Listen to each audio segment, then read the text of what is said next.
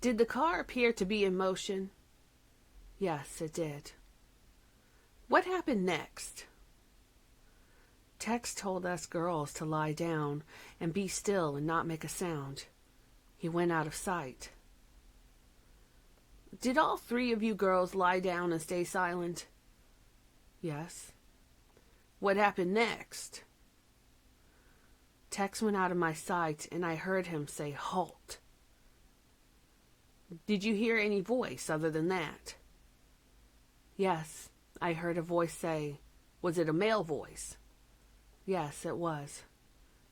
Man or boy? It was a male voice. What did the male voice say? "Please don't hurt me. I won't say anything." And I heard a gunshot, and I heard another gunshot, and another one, and another one. You heard 4 gunshots? Yes. What happened next?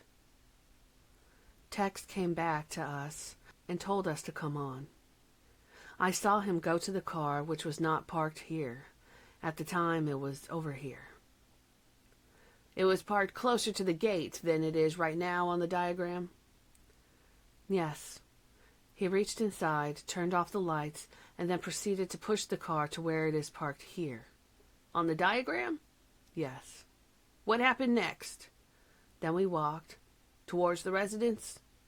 Towards the residence, past the garage. You say past the garage. You mean this building, where it says 2-story garage on the diagram? Yes. I didn't know it was a garage at the time. We walked past that, came down to the walk, but got off of the walk. We came in this direction and walked over to this window. Is this window near the front door of the residence? Yes, it is. Is it to the left or the right of the front door? It is to the right. Did all 4 of you approach that area? Yes. What happened next? Tex opened up the window, crawled inside, and the next thing I knew, he was at the front door, opening the front door. You may resume the witness stand, Susan. I have here, Mr. Foreman, a photograph of a residence. May it be marked Grand Jury Exhibit Number 8 for identification? It may be so marked. Susan, I show you Grand Jury Exhibit Number 8 for identification. Does this appear to be a photograph of the home where Tex and you other 3 girls went? Yes. I direct your attention to a door. Does this appear to be the front door that you have been referring to in your testimony? Yes. To the right of the front door, I direct your attention to what appears to be an open window. Is this the window through which Tex went? Yes, it is. After he went through the window, then he opened the front door, you say? Yes. Did all of you girls enter at that time? Only 2 of us entered. 1 stayed outside. Who stayed outside? Linda Kasabian. And you and Patricia Krenwinkel entered the residence? Yes. And at that time, Tex was already inside the residence. Is that correct? Yes. After you heard these 4 shots, did you ever approach the vicinity of the car? I walked past it. Did you see anyone inside the car? Yes. Did you look at their face? I couldn't see the face. I just saw the head, and it was leaning with his face. Towards the right or the left? Towards the right, to the passenger side. I have here a photograph, Mr. Foreman, of a vehicle. May it be marked Grand Jury Exhibit Number 9 for identification? It may be so marked. And I have here another photograph of the interior portion of the vehicle, also depicting a male Caucasian behind the steering wheel and the driver's seat. May it be marked Grand Jury Exhibit Number 10 for identification? It may be so marked.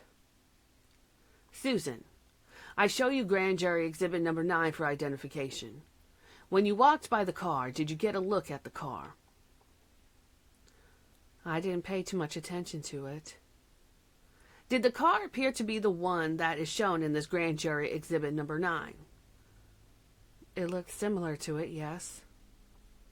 I show you grand jury exhibit number 10 for identification. Do you know what is shown in that photograph? That is the thing I saw in the car.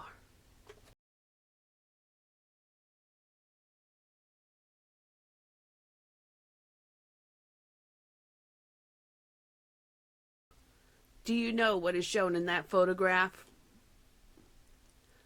That is the thing I saw in the car. When you say thing, are you referring to a human being? Yes, a human being. You notice his head is leaning towards the passenger side. This is to the right? Yes. Is that the way the individual looked on the night in question when you looked inside the car? He was in approximately the same position? Yes. Does this photograph strike that? Did Linda stay outside? Yes. Do you know where she was outside? No, I don't. What happened after you and Patricia Krenwinkel joined Tex inside the residence? As I walked in, Tex was in front of the couch, and there was a man lying on the couch, and the back of his head was facing me, and he was facing the opposite direction. I was standing here, and he was lying with his head here, and his feet extending that way. Can you hold it just for a second, Susan? Mr. Foreman, I have here a photograph of a female and male Caucasian. May this photograph be marked grand jury exhibit number, I believe it is 10, 11 for identification? It may be so marked. Susan, I show you grand jury exhibit number 11, a photograph of a female and a male Caucasian. Do you recognize any of the two individuals shown in that photograph? I believe I recognize both of them. Do you know who they are? I think the woman is Abigail Folger, and the man is a man by the name of Frykowski. The man being on the right in the photograph. Is that correct? Yes. Is this the man that was lying on the couch? By the appearance of his face. I can't tell by the clothes. He wasn't wearing these. By the appearance of his face, doesn't this appear to be the man who was lying on the couch when Tex approached the couch? It appears to be. I can't say for sure. What happened after Tex approached this man on the couch? The man stretched his arms and woke up. I guess he thought some of his friends were coming from somewhere. He said, "What time is it?" Did Tex say anything in response to that? Tex jumped in front of him and held a gun to his face and said, "Be quiet. Don't move or you're dead." Did the man say anything to Tex when Tex said that? He said something like, "Well, who are you and what are you doing here?" What did Tex say to that, if anything? He said, "I am the devil, and I'm here to do the devil's business, and where is your money?" What happened next? He said, "My money is in the wallet on the desk." And Tex told me to go over and look at the desk. I went over and looked at the desk, and I didn't see a wallet, and I told Tex I didn't see one. What happened next? Tex told me to go into the bedrooms, the other rooms. He didn't say bedrooms. Go in and see if there was anybody else in the house. I went into 2 bedrooms, walked past one room, and saw a woman sitting wearing glasses reading a book. She looked at me and smiled, and I looked at her and smiled. Before you go any further, Susan, just hold it for 1 second. Susan, you say you looked into a room and you saw a woman reading something. Yes.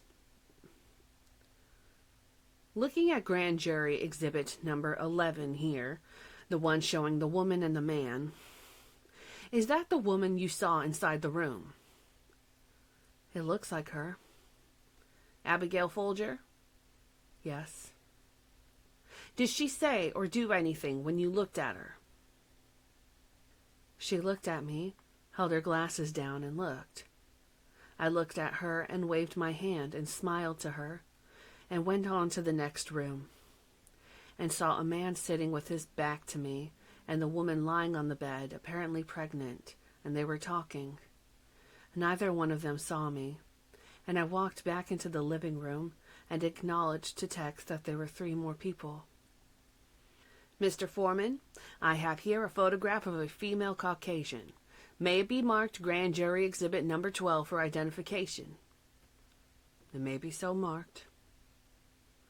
I have another photograph of a male Caucasian. May it be marked Grand Jury Exhibit number 13 for identification.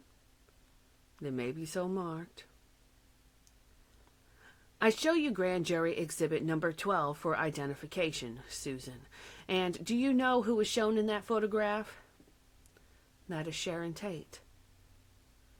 I show you Grand Jury Exhibit number 13 for identification. Do you know who was shown in that photograph? Jay Sebring. You indicated that when you went into the room after you saw Abigail Folger, you said you went into another room, and there was a woman lying on the bed, apparently pregnant, and a man on the bed. Is that correct? That's right. Looking at Grand Jury Exhibit number 12 for identification, is that the woman, Sharon Tate, you stated was lying on the bed? Yes. Looking at Grand Jury Exhibit number 13 for identification, a photograph of Jay Sebring, was he the one sitting on the edge of the bed? I don't know whether he was sitting on the edge of the bed. When I looked at him, his back was turned to me, but that is the man. What happened next? Tex told me to tie up the man on the couch. Now, before he told you that, I take it you reported back to him that you found 3 people in 2 rooms. Is that correct? Yes. And then Tex told you to do what? Tie up the man on the couch. So I took up a rope and very loosely tied the man's hands. You say, the man on the couch. Are you referring to Mr. Frykowski, the man who was shown with the woman in Grand Jury Exhibit number 11? Yes.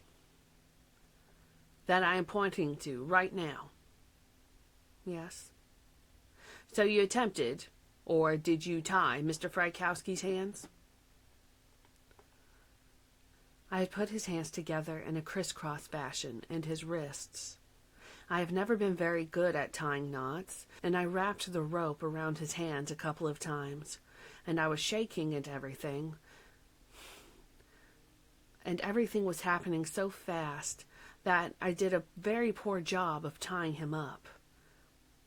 Is this the rope that was in the car? Yes. When you left the Spawn Ranch? Yes. After you tied Mr. Frykowski, what did you do? I stood back and Tex instructed me to go back and get the other 3 people. Did you, in fact, do so? Yes. How did you accomplish that? I walked back to the room and went into Abigail Folger's bedroom, put a knife in front of her and said, "Get up and go into the living room. Don't ask me any questions. Just do what I say." She then proceeded to get up out of the bed and walk down the hill and was met by Katie. Katie, being Patricia Krenwinkel. Yes. I was met by Katie, and I went into the other bedroom and stood to the left of the door and told them both to get up and go into the living room. When you say both, are you referring to Sharon Tate and Jay Sebring? Yes. What was the expression on Abigail Folger's face? and Sharon Tate's face, and Jay Sebring's face when you instructed them to go into the living room with the knife. Shock. Did Jay Sebring say anything once he entered the living room? He said, "What are you doing here?" And Tex told him to shut up. Did Tex tell Sebring to sit down at that time? He told him to go over and sit down.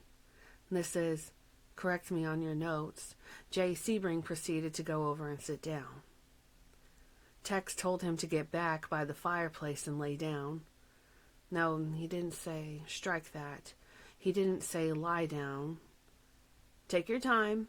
This is, I realize this is very difficult to remember. It happened several months ago. We have got a lot of time, so just sit back and relax and try to think what happened. Sharon said something to the effect that she is pregnant. Jay Sebring said, "Can't you see she is pregnant? Let her sit down." Well now, before Jay Sebring said anything, that had Tex ordered Abigail and Sharon and Jay to do anything? Yes, Tex ordered them all to lie down on their stomachs in front of the fireplace. He ordered Jay Sebring, Sharon Tate, and Abigail Folger to lie down. Yes, and Jay Sebring didn't follow Tex's orders, and Tex shot him. Did you see Tex shoot Jay Sebring? Yes. With the gun that he had taken from the Spawn Ranch? Yes. What happened next? Jay Sebring fell in front of the fireplace, and Sharon and Abigail screamed. What happened next? Then they went over and laid down next to Jay Sebring, and Tex proceeded to tie a rope around Sebring's neck, then to Sharon Tate's neck, then to Abigail Folger's neck, and threw the rope. Strike that. We'll come back to that. Tex asked the two girls if they had any money. Sharon Folger, or Abigail Folger, said she did. Tex told me to take her into the bedroom. Abigail walked into the bedroom. She reached into her purse and pulled out a wallet and said, "I only have $72. I just went to the bank yesterday," and asked me if I wanted any of her credit cards, and I shook my head no. I took the money and put it in my pocket and walked her back to the living room, where Tex had me retie Frykowski with a towel that I had gotten from the bedroom. Did you, in fact, do that? Yes, and I didn't do a very good job of that either. After you retied Mr. Frykowski, what is the next thing that happened? Then Tex tied up Jay Sebring with the rope around the neck. Was that the rope that was in the car? With the rope? That is not correct, excuse me. Abigail was standing and Sharon was sitting. Tex went over to Jay Sebring and bent down and viciously stabbed Jay Sebring in the back many times. With a knife? With a knife. Then he told Sharon and Abigail to lie down next to him. Next to Jay Sebring. Jay Sebring. And told Katie to turn off all the lights, and the lights went out. What happened next? There was still enough light from the outside lights so that we could see on the inside. I looked over and I saw a dog in the window. The dog ran away. And then he tied up Jay Sebring. You are talking about... Tex tied up Jay Sebring and Abigail Folger and Sharon Tate. What part of the body did he tie? The neck. What did he tie them up with? A rope. This is the rope that was in the car? Yes. And then after he tied Sharon Tate, Jay Sebring, and Abigail Folger with the rope around their necks, did he do anything with the rope? Yes. He threw it over a high beam, which he pulled, which made Sharon and Abigail stand up so that they wouldn't be choked to death. And then... Did Tex say anything at that point to all the people inside the residence? I forget who said it, but one of the victims said, "What are you going to do with us?" Tex said, "You are all going to die." And at that time, they began to plead for their lives. You say they, you mean Frykowski? Frykowski and Sharon and Abigail and Jay was dying on the floor. How did they plead for their lives? What did they say, if you recall? I don't recall. I just know they were pleading. I would have been too.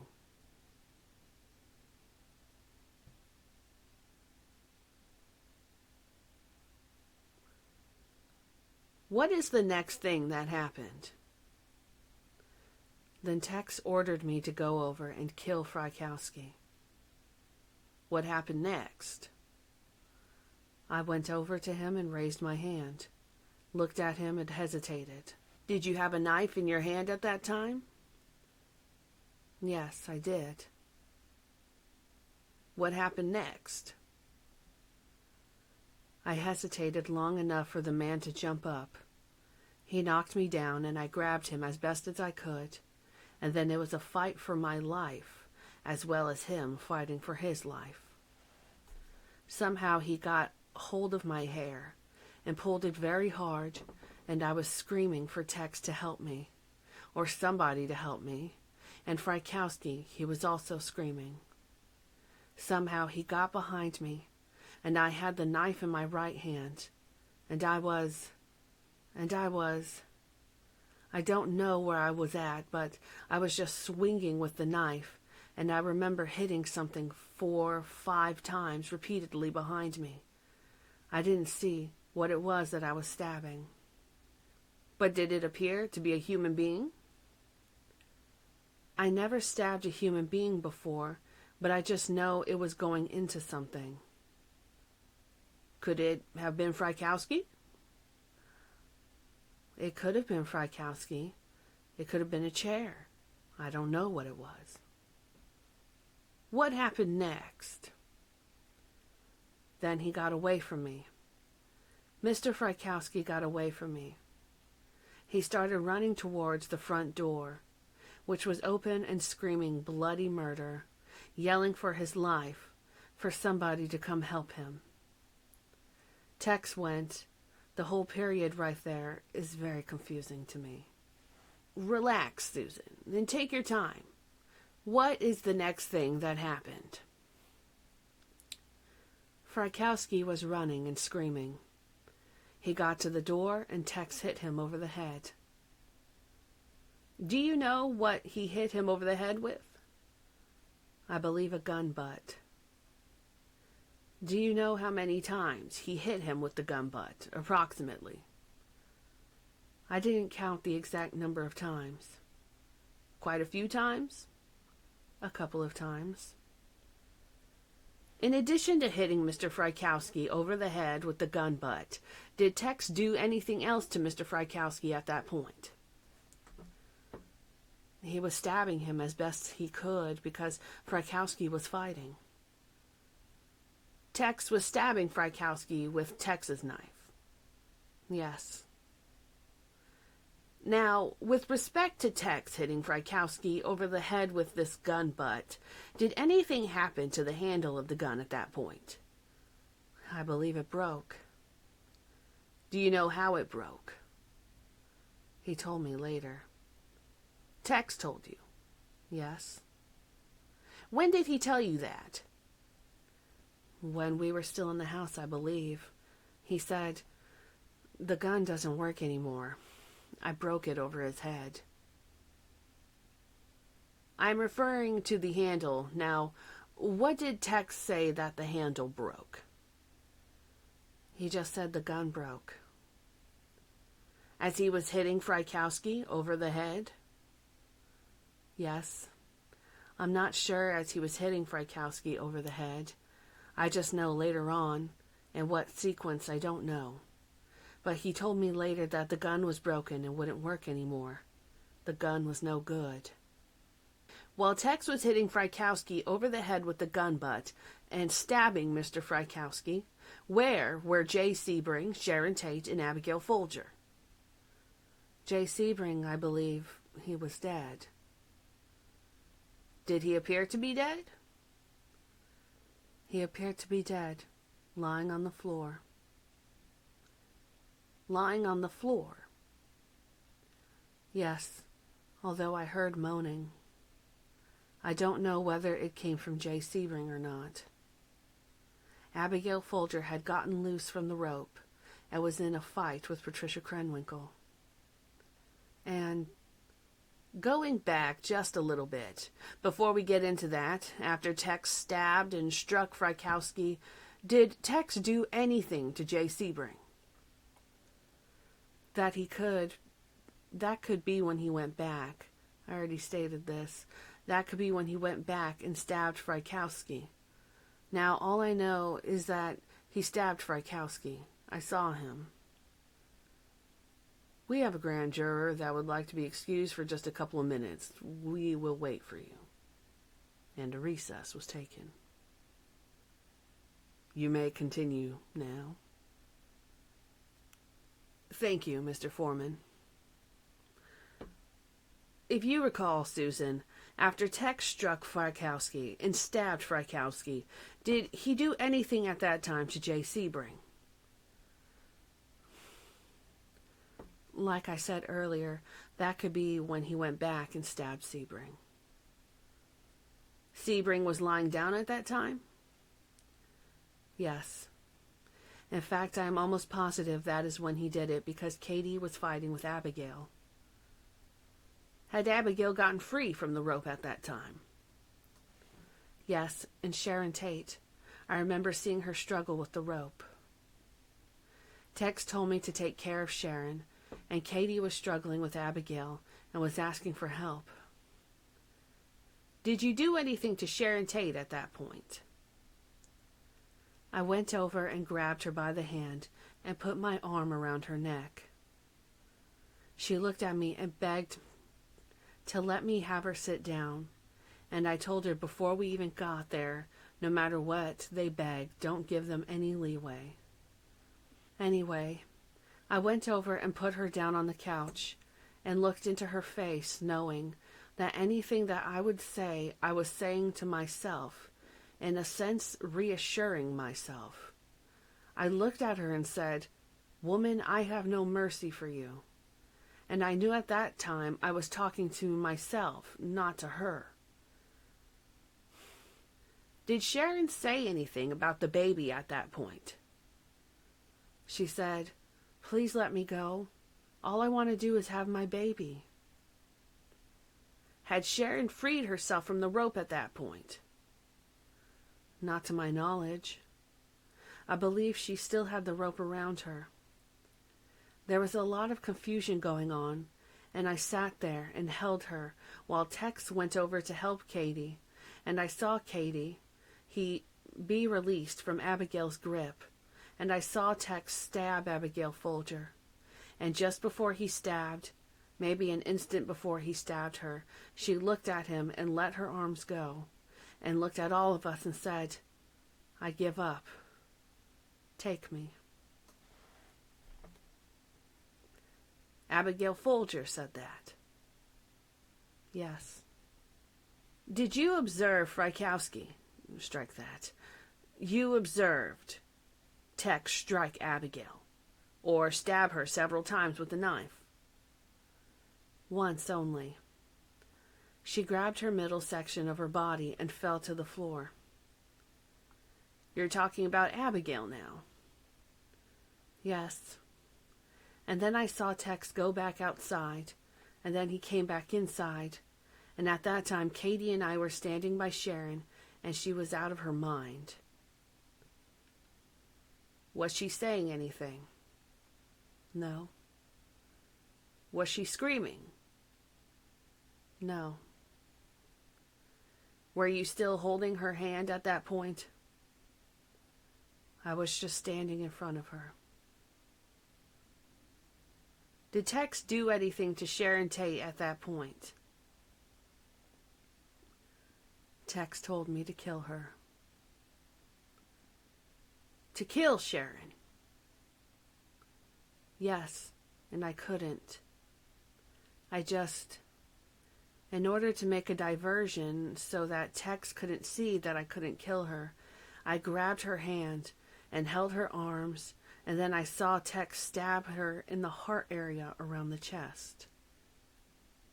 You saw Tex stab Sharon in the heart area? Yes. With a knife? Yes. What is the next thing that happened? Then I saw Sharon fall to the floor off the couch, and we went, all three of us, out of the front door. You, Katie, who is Patricia Krenwinkel, and Tex? We all went out the front door, and I saw Abigail Folger on the front lawn, bent over, falling into the grass. I don't know how I didn't see how she got outside. I didn't see her go outside. I just saw her outside, and I saw her falling, and her nightgown was a see-through nightgown, and I saw blood on it, and I saw Tex go over and stab her 3 or 4, I don't know how many times. You saw Tex stab Abigail 3 or 4 times? Yes. While he was doing that, Katie and I were looking for Linda because she wasn't anywhere around. In fact, we started calling for her. We didn't want to call too loud, and then Tex walked over to Frykowski and kicked him in the head. Where was Frykowski at that time? On the front lawn, away from the front door. Evidently he had moved, was still alive, and still moving. Was he standing or lying down? Lying with his back to me. He was lying down when Tex kicked him in the head. Yes, and the body didn't move very much. I believe it was dead at that time. Then we walked to the gate. We walked up to here and around in this area. You approached we walked to this area. This is right outside the residence? Yes. We walked right over to this area here, where it says light, and in parentheses it says blue. Yes, that is correct. Were you looking for Linda at that point? Yes. Did you know where Linda was? No. Where was Tex at this point? He was walking towards Katie and me in this direction. What happened next? Then Tex told me to go back into the house and write something on the door in one of the victim's blood. Did he tell you what to write? He said, write something that would shock the world. Something to that effect. I don't even want to be quoted on that because what I just said came off the top of my head. I had previously been involved in something similar to this, where I saw Political Piggy written on the wall, so that stuck very heavily in my mind. I didn't want to go back anywhere near the house, so I just blanked my mind and walked into the house and picked up the same towel that I had tied Frykowski up with and walked over to Sharon Tate's body, and she seemed to have been cut up a lot more than when I had last seen her. I never actually saw her face. Her hair was covering her face, and there were sounds coming from her body, but I was hearing so much at that time I wasn't hearing anything. What type of sounds were they? Gurgling sounds, like blood flowing into the body out of the heart. What did you do then? I picked up the towel and turned my head and touched her chest. And at the same time, I knew she was pregnant, and I knew that there was a living being inside of that body. And I wanted to, but I didn't have the courage to go ahead and take it. When you say go ahead and take it, you mean cut it out. That's right. And I got the towel with Sharon Tate's blood, walked over to the door, and with the towel I wrote pig on the door. Was this the outside? This was the outside of the front door. Mr. Foreman, I have here a photograph of a door. On the front of the door are the letters pig, apparently written in blood. May this be marked Grand Jury Exhibit number 14 for identification? Yes.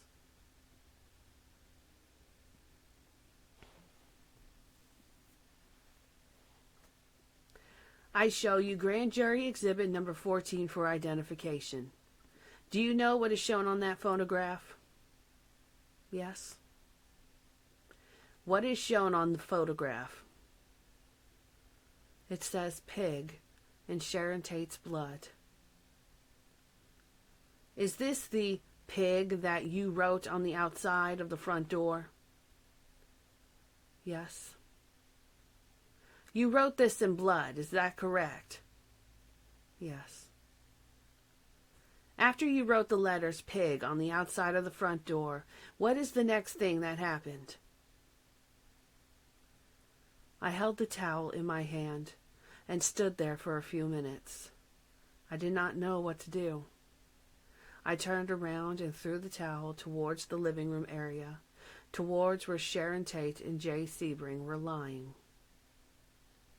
Did you see where the towel landed? No, I didn't. What is the next thing that happened? I walked out the front door at a very rapid pace up to Tex and Katie, and Tex pushed the button that opened the front gate. Is this the electric button?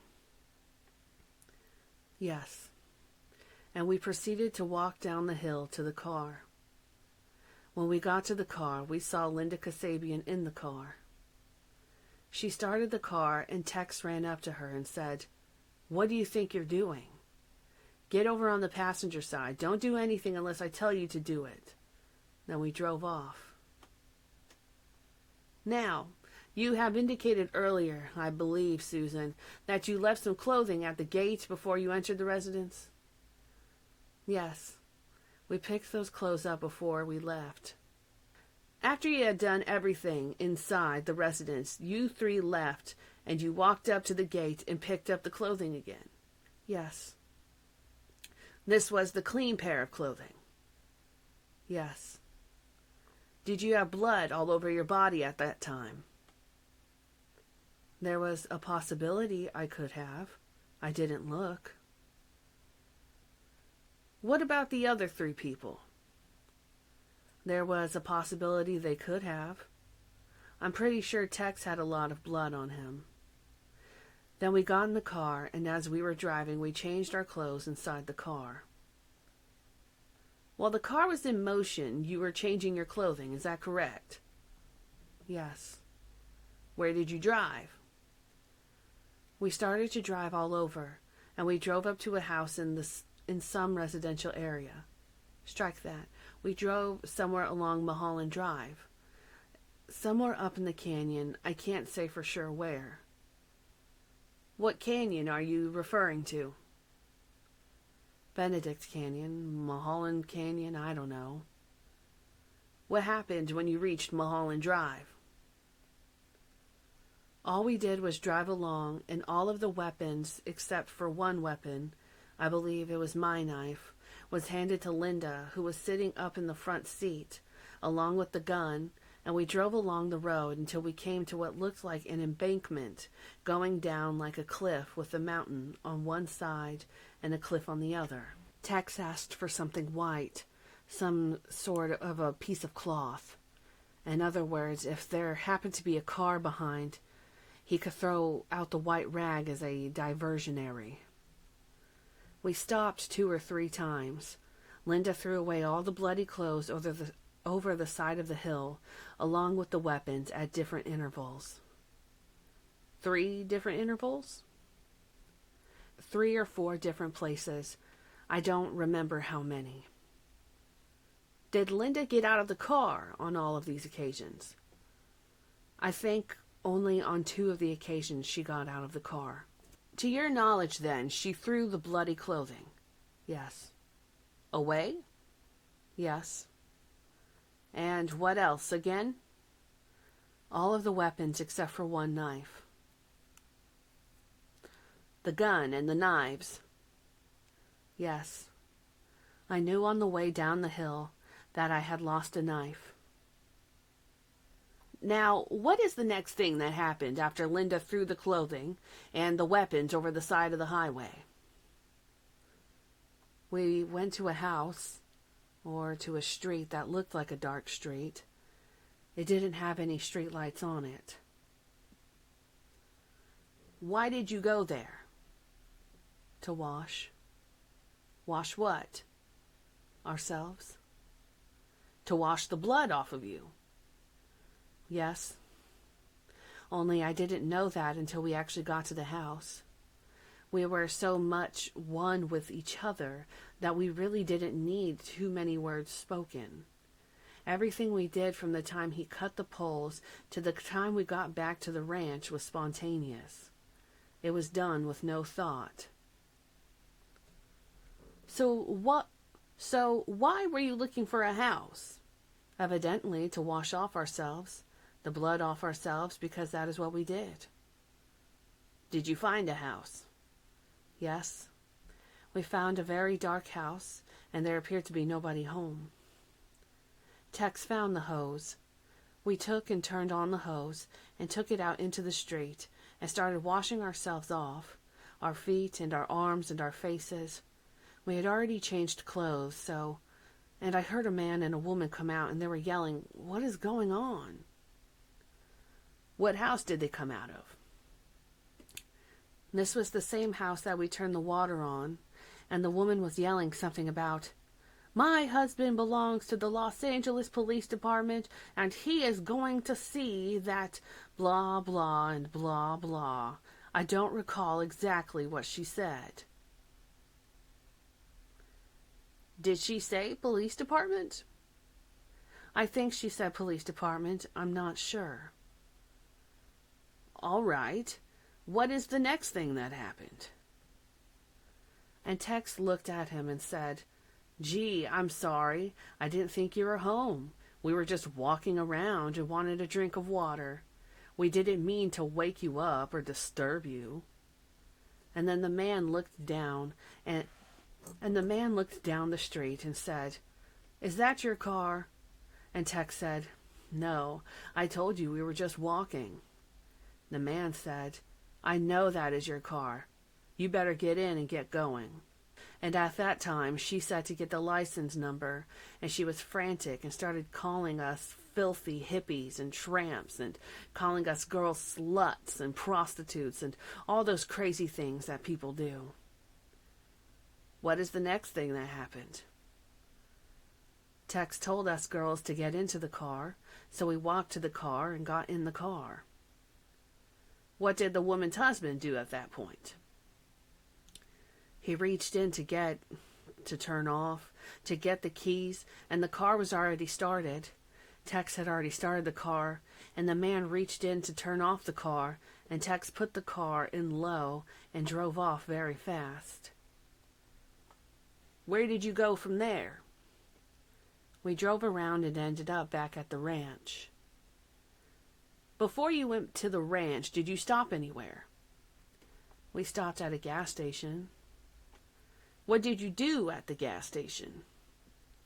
Filled up the car with gas I went into the bathroom and checked for any other blood spots. In my fight with Frykowski, I had opened the sores that I had on my feet, and my feet were bleeding and very sore. Where was this gasoline station located? I think it was located on Sunset Boulevard. This gas station was where again? Somewhere on Sunset Boulevard. And after you went to the gas station, did you go directly to the ranch? Yes. Approximately what time did you arrive back at the ranch? I don't know. Do you have any idea? It was in the morning. I remember being in the house, going back, being at the Tate house. I recall either hearing 12 chimes or seeing a clock that said 12. When you were in the Tate residence. When we were in the Tate residence, so we probably got back to the ranch somewhere around 2 o'clock. In the morning? Yeah. When you arrived back at the ranch, was Charlie Manson there? Yes. Did Mr. Manson say anything to you? He said, "What are you doing home so early?" Did he say anything else? All the things that happened after that are very foggy to me. All I know is that I got out of the car. I had seen blood on the car at the gas station, and I went into the kitchen and got a sponge and a rag and went back out to the car and wiped it off. The inside of the car? The outside of the car, door handles and the steering wheel. What about the inside of the car? No, I don't think I did anything to the inside of the car. I may have, but I don't remember. Did you tell Manson what you had just done? I didn't personally, no. Did Tex tell Manson in your presence what you and Tex and the other 2 girls had done? Yes. What did Tex tell Mr. Manson? Basically just what we had done. That it all happened perfectly. There was a lot of it. It happened very fast. A lot of panic, that we were panicked, and he described it. Boy, it sure was helter-skelter. Tex said this to Charlie. Yes.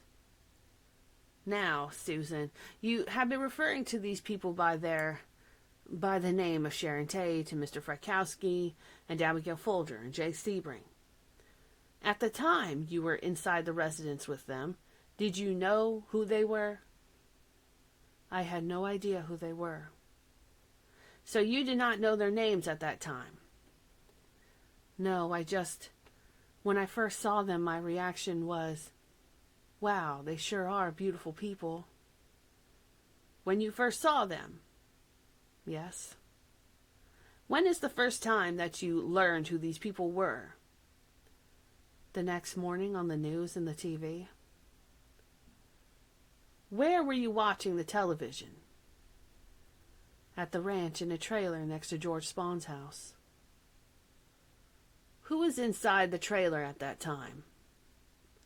Katie, Tex, Clem, myself. I think Kasabian. I'm not sure whether she was or not. As you were watching the television news coverage at the Spawn Ranch, did anyone say anything inside the trailer? The Soul sure did pick a Lulu, but the Soul did a good job. Or something to do with the Soul, not meaning Charlie Manson picked a good one, meaning Infinite Soul. Who said that? I believe the words came from my mouth. I'm not sure because I don't know for sure. I just know that something to the effect was said. I would rather say it came from my mouth than put it on somebody else, not knowing whether they said it or not. Did you say anything else when you learned who those 4 people were? Something to the effect that it served its purpose. What had happened served its purpose? Yes. Did you say anything else? Right now, I don't remember. Do you have anything on your notes? Well, you can't ask me any questions, Susan. I'm just trying to find out what happened to the best of your recollection. Did you say why this had been done? To instill fear into the establishment. Did you say anything about black people at that time? Not at that time, no. Did you ever say anything about black people with respect to what took place at the Tate residence? No. How did you feel about what you had just done? I'm referring to when you got back to the Spawn Ranch. I almost passed out. I felt as though I had just killed myself. I felt dead. I feel dead now. How is Charlie Manson's acting when you arrived back at the Spawn Ranch normally? Charlie Manson changes from second to second. He could be anybody he wants to be. He could put on any face he wants to put on at any given moment. How about Tex? How was he acting once you got back to the Spawn Ranch? Nervous, like he had just been through a traumatic experience. What about Patricia? Patricia was very silent. Mr. Foreman, the following testimony will relate to counts 6, 7, and 8 of the proposed indictments. Mr. Foreman, may we take our afternoon recess at this time and reconvene at 1 o'clock? Yes, I would like to do that if it will work out for the best interest of the hearing. And I think it will be in the best interest.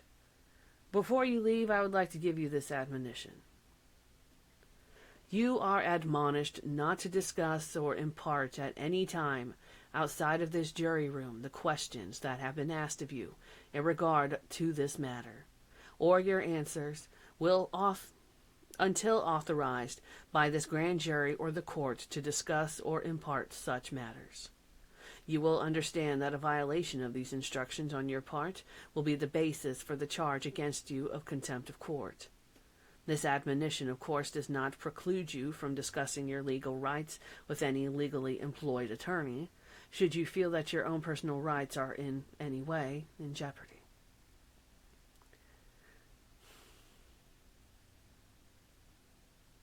You can discuss it with your attorney. You can discuss it with your attorney. That is the only one that you can discuss anything with, is your attorney. We are going to reconvene the grand jury at 1 o'clock, so you will be excused until 1 o'clock. And a noon recess was taken.